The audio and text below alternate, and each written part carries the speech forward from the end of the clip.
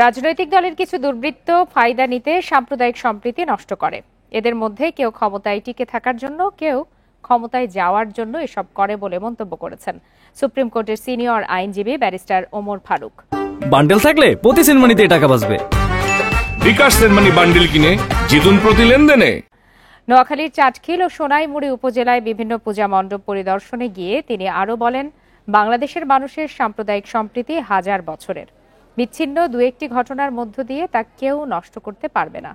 যারা নিজেদের স্বার্থে এই সম্প্রীতি নষ্টের চেষ্টা করছে তারা টিকে থাকতে পারবে না। তিনি আরও বলেন, কিছু রাজনৈতিক নেতা যাদের কোনো শিক্ষাগত যোগ্যতা নেই তারাই কিশোর গ্যাং তৈরি করে লালন পালন করে। পরে সনাতন ধর্মাবলম্বীদের মাঝে উপহার সামগ্রী বিতরণ করেন তিনি। রাজনৈতিক দলের কিছু কিছু দুর্বৃত্ত ফায়দা নেওয়ার জন্য, আমি তো মনে করি যারা ক্ষমতায় থাকে তারা ক্ষমতা দীর্ঘায়িত করার জন্য একটি ছোট্ট এই ন্যারেটিভ তৈরি করে, আতঙ্ক তৈরি করে, নানাভাবে নানা কনস্পিরেসির মাধ্যমে দুই একটা ঘটনা ঘটায়, সেই ঘটনা অ্যাড্রেস না করে এটা দাবালনের মতো ছড়িয়ে দেওয়ার চেষ্টা করে।